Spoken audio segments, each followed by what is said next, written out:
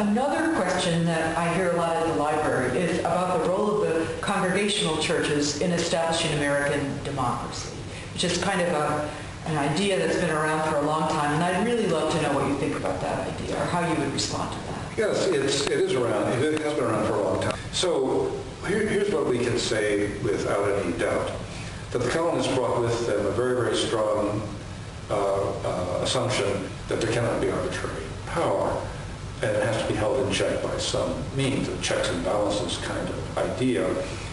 The second very, very strong rule they have, Thomas Hooker says this in Connecticut in 1638 in a famous sermon, is that the people can set the bounds of the office of those in office.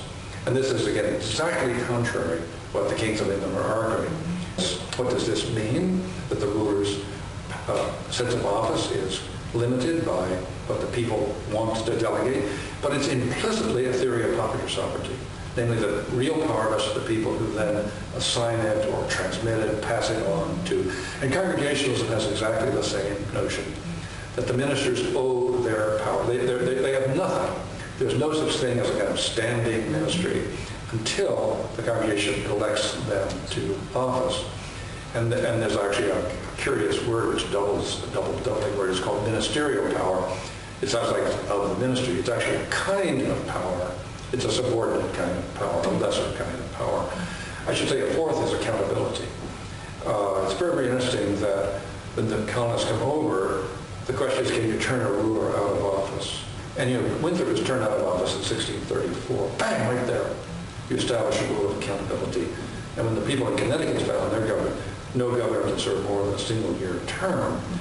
But it's quite remarkable that this early on and this explicitly, they lay out this set of parameters for good government. Now, of course, they're wrestling with, will good government prevail, like we do today? So it's really consent of the governed that it's consent of the governed. Consent of the governed is, there's no legitimacy to government without the consent of the governed. That's right. Yes, and that's a deeply congregational idea. Right. And actually it's striking because when Winthrop came over, if you just take the very beginnings of Massachusetts, I mean, it's again a small point.